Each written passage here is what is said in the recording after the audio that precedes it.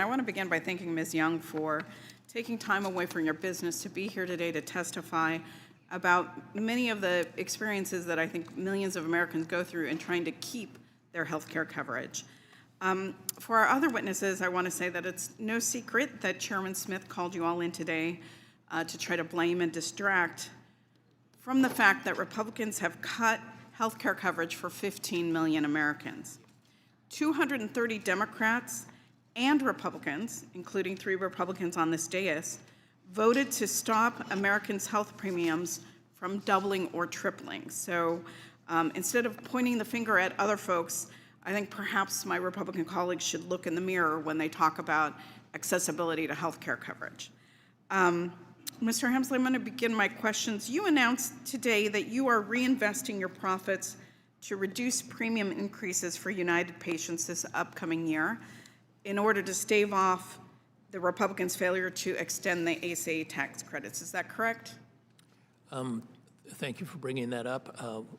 We believe that given the desire to achieve coverage that you are really gathered for, that in that circumstance, as you seek solutions, that we would forego profits and rebate them back. So the answer is yes. Yes. Thank you. Mr. Credani, will Cigna also reinvest its profits to lower patients' skyrocketing premiums costs due to the failure to extend these tax credits?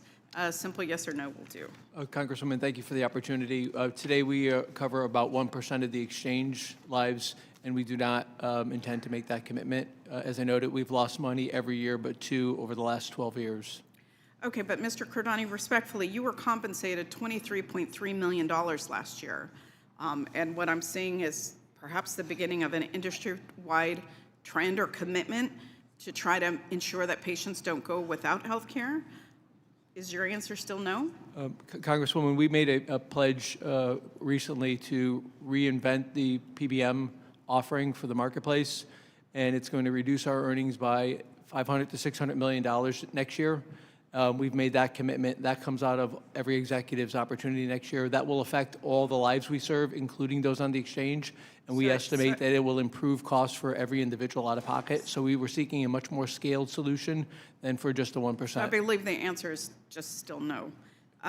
Ms. Bordeaux, will Elevance reinvest its 2025 profits to stave off the premium increases due to the failure to extend the ACA tax credits? Congressman, we are willing to look at any proposal, but I just want to be clear on expectations because, as we've been discussing, this won't address the root causes of what drives premium up, which is the cost for services and the continuity of care.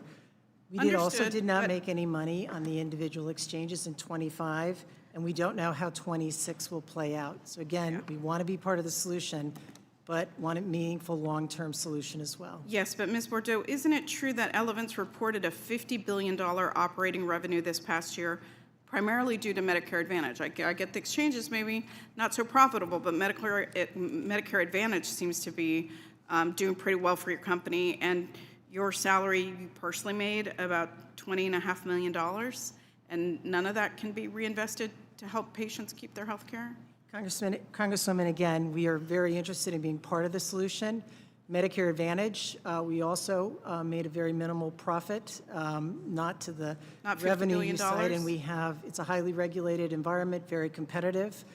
We seek, again, premiums as a result of the costs that we pay underlying to support services and the members in those programs. We're looking at so then I take it sustainable solutions, and again, want to be part of that solution. Okay, I take it the answer no. I want to pick up where my colleague Lloyd Doggett discussed denials. It's outrageous to me that over 80% of prior authorization denials are overturned. I think that plans should be penalized for these inappropriate denials. I just want to give like a very quick personal experience of that. I had knee replacement surgery earlier in the year last year. Was supposed to start in-home physical therapy immediately. Had my own challenge being in pain and on pain medication with my insurance. that denied me the in-home physical therapy, although my orthopedist and every nurse said that it was critical to begin the physical therapy right away.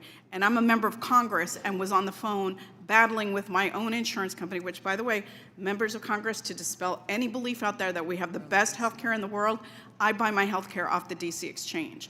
I think that the prior authorization denials and then the fact that they get overturned on appeal so frequently means that these denials are purposely